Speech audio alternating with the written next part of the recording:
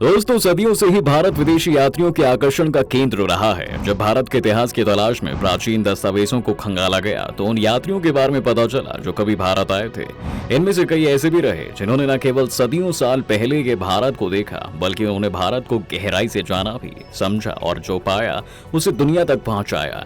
इतिहास में ऐसे कई यात्रियों के नाम हैं, जैसे हुएन सांग, अल बरूनी, फायान मैगस्थनीज, मार्को पोलो। इनके अलावा और भी कई ऐसे हैं जिसने न केवल इतिहास लिखा बल्कि बनाया भी। तो कौन है वो शख्स, चलिए जानते हैं। और आज के इस वीडियो में हम उसी की नजरों से 700 साल पहले के भारत को देखेंगे। बने रहिए वीडियो के अंत तक। दोस्तों, आज हम बात करने जा रहे हैं मोरक्को में रहने वाले एक विदेशी यात्री की। जी हाँ दोस्त, जो 22 साल की उम्र में ही वर्ल्ड टूर पर निकल पड़ा था और 30 साल तक सिर्फ घूमता ही रहा। इस दौरान उसने करीब 75,000 मील की यात्रा की। मध्यकाल में वह अकेला ऐसा यात्री था जिसने अपने दौर के हर मुस्लिम शासक के राज्य की सैर की।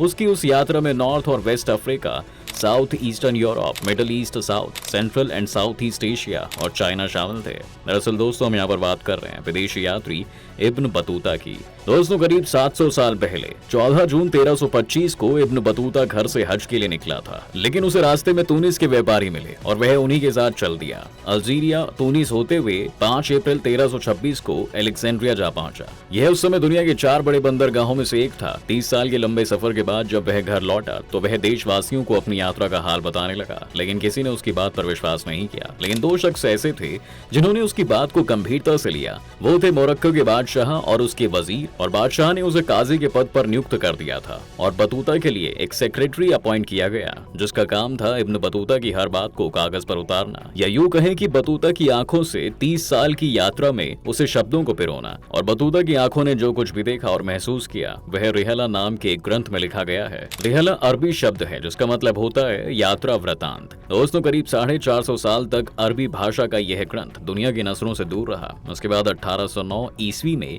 एक फ्रेंच विद्वान इसको दुनिया के सामने लेकर आए। फिर इसका इंग्लिश, उर्दू, जर्मन आदि भाषाओं में ट्रांसलेशन किया गया और रिहला के भारत वाले हिस्से का हिंदू ट्रांसलेशन कर एक अलग बुक बनाई गई, जिसका नाम रखा गया इब्न बतूता की भारत यात्रा, जिसका फर्स्ट एडिशन 1933 ईस्वी में वाराणसी से पब्लिश किया गया था। 6 दशक बाद राष्ट्रीय पुस्तक न्यास ने इसे फिर प्रकाशित किया। इसके ट्रांसलेटर दिवंगत मदन गोपाल का लेख पढ़कर यह अंदाजा लगाया जा सकता है कि इस ग्रंथ का हिंदी ट्रांसलेशन करना कितना मुश्किल काम रहा होगा। उन्होंने इसके लिए गिब्स के किए गए इंग्लिश ट्रांसलेशन के अलावा उनके उर्दू कृतियों, भूगोल की पुस्तकों की भी मदद ली। उन्होंने बड़े जतन से कई चित्रों और मैप्स को जुटाया ताकि बुक को ज्यादा से ज्यादा ऑथेंटिक बनाया जा सके। तो दोस्तों, इस किताब में क्या था और दशकों पहले बतूता ने क्या देखा, आइए जानते बतूता की जुबानी।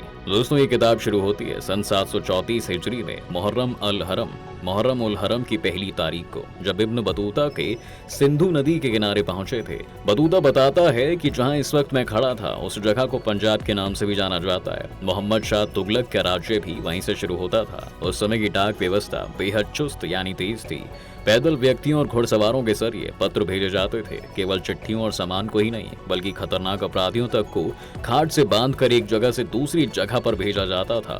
सिंधु पहुंचने पर मैंने पहली बार गेंडा देखा था। इसके बाद मैं यहाँ पर जनानी नामक नगर से होते हुए सेविस्तान पहुंचा था, जो रेगिस्तानी शहर था। यहाँ भैंस का दूध, काबुली मटर की रोटी और रेग मछली मेन भोजन था। वहाँ से मैं काजी अलाउल मुल्क के साथ लाहौरी बंदर पहुंचा और भगकर ऊंचा होते हुए मुल्तान, जो उस समय सिंधु प्रदेश की राजधानी हुआ करती थी। यहाँ मेरी मुलाकात मुल्तान के हाकिम कुतुब उल मुल्क से हुई। उन दिनों और भी कई विद्वान नगर में ठहरे हुए थे। 2 महीने मुल्तान में गुजारने के बाद मैं दिल्ली के लिए रवाना हुआ और 40 दिन की यात्रा के बाद मुल्तान से चलकर मैं और मेरे साथी अबोहर पहुंचे।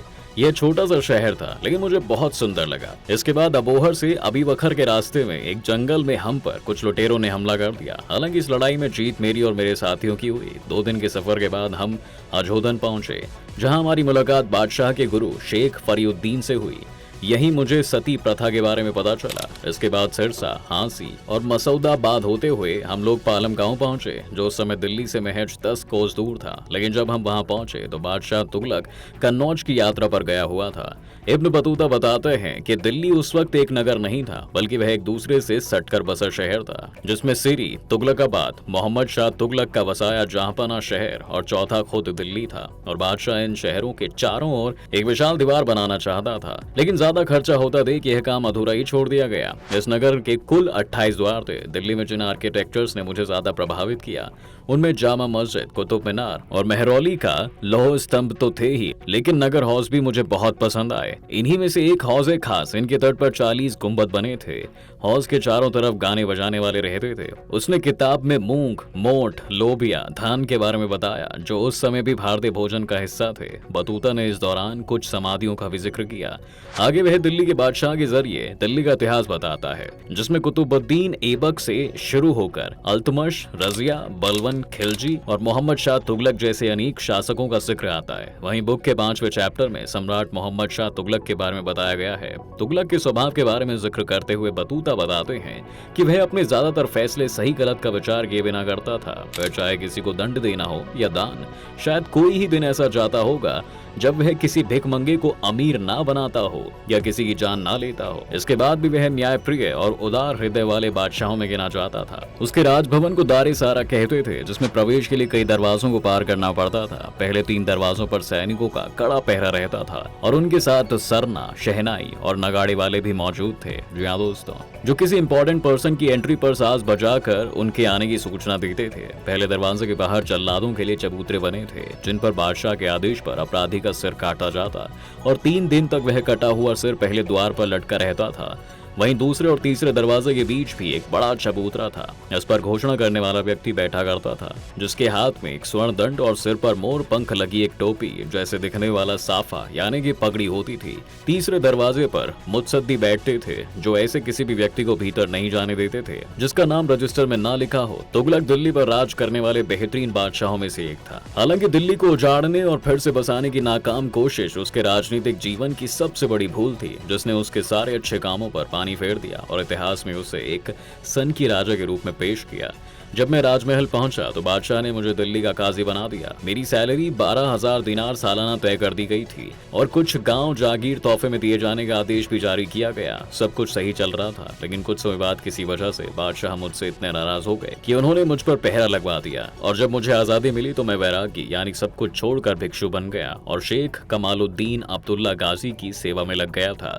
जब सम्राट को मेरे भिक्षुक बनने का पता चला तो उन्होंने मुझे दरबार में बुलाकर फिर से नौकरी करने की रिक्वेस्ट की और मैंने हामी भर दी। बादशाह ने कहा कि वह मुझे अपना दूत बनाकर चीन के सम्राट के पास भेजना चाहते हैं। पूरी तैयारियों और साजो सामान के साथ मैं और मेरे साथियों का लश्कर चीन के लिए रवाना हो जाता है। तिलवत बयाना होते हुए हम कोल आ पहुंचे, जिसे आज हम अलीगढ़ के नाम से जानते हैं। लेकिन यहाँ पर हमारा सामना हिंदू विद्रोहियों से हुआ, जिन्होंने हमें बंदी बना लिया। वो लोग मुझे मार डालने का मन बना चुके थे, लेकिन जिस बूढ़े व्यक्ति को मुझ पर निगरानी रखने के लिए कहा गया था, उसे मुझ पर दया आ गई और उसने मुझे वहां से भगा दिया। इसके बाद मैं 1 हफ्ते तक इधर उधर भटकता रहा। भूख और प्यास से मानो जान निकलने को थी। ऐसे हालात में मैं कोल से 2 कोस दूर बसे गांव ताजपुरा जा पहुंचा, जहां मैं अपने साथियों से मिलने में सफल रहा और हम फिर एक लंबी यात्रा पर निकल पड़े। कन्नौज, ग्वालियर, चंदेरी, उज्जैन होते हुए हम दौलताबाद पहुंचे, जहां उन्होंने देवगिरी दुर्ग के दर्शन किए।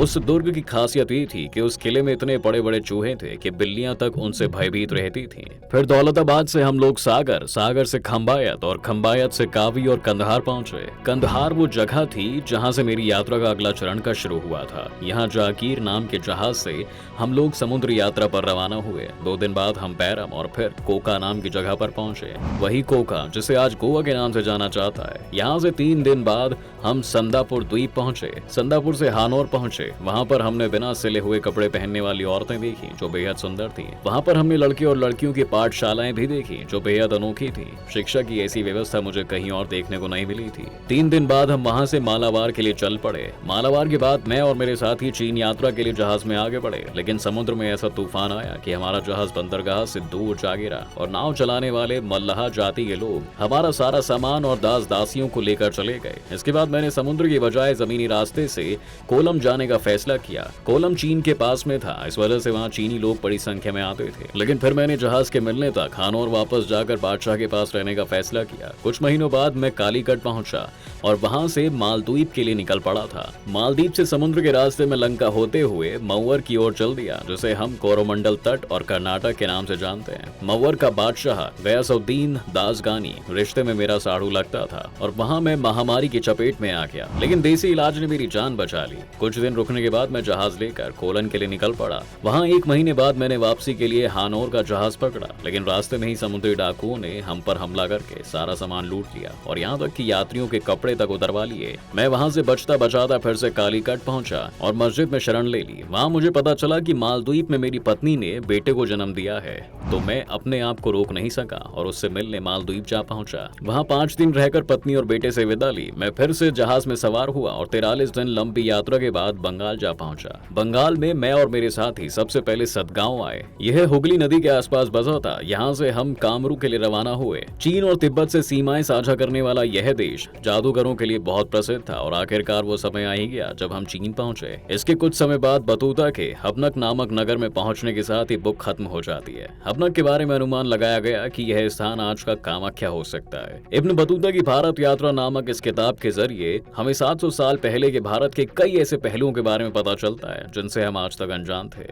दोस्तों, किताब की शैली इतनी जीवंत यानी कि जानदार है कि बार बार लगता है जैसे चीजें हमारी आंखों के सामने ही घट रही हो। हालांकि इस बुक की बहुत सारी लिमिटेशंस भी हैं। सबसे बड़ी प्रॉब्लम यही है कि आप इसे एक ऑथेंटिक हिस्ट्री की तरह इस्तेमाल नहीं कर सकते, क्योंकि बतूता ने इसे अपनी मेमोरीज के बेसिस पर बोल बोल कर लिखवाया था। तो इसमें कई जगह चीजों के सीरियल में होने की कमी महसूस होती है, यानी चीजें एक सीरियल में नहीं है। कई जगह कुछ चीजें छोटी सी लगती हैं तो कई जगह चीजें बनावटी लगती हैं, यानी ऐसी बातें जिसे बढ़ा चढ़ा कर कहा जाता है। इसके अलावा इसमें बहुत सारी ऐसी जगहों के बारे में बताया गया है जिनके बारे में ठीक ठीक अंदाजा लगाना मुश्किल है कि आज वे कहाँ हैं या तब कहाँ रही होंगी। हालांकि ट्रांसलेटर मदन गोपाल ने ज्यादा से ज्यादा रेफरेंस देने की हर पॉसिबल कोशिश की है, लेकिन इसके ट्रांसलेशन को भी 9 दशक बीत गए हैं और इस दौरान भारत की ज्योग्राफी यानी भूगोल बहुत बदल चुका है। अब दोस्तों, बुक का मजा लेने का सबसे अच्छा तरीका यही है कि इसे एक हिस्ट्री की बुक की बजाय एक यात्रा वृतांत की तरह पढ़ा जाए, तभी यह आपको एडवेंचर लगेगी। दोस्तों, आपको कैसी लगी इब्न बतूता की भारत यात्रा? क्या आप भी बतूता की तरह पूरी दुनिया घूमना चाहते हैं? कमेंट जरूर करें। वीडियो को लाइक, शेयर और चैनल को सब्सक्राइब करना ना भूलें।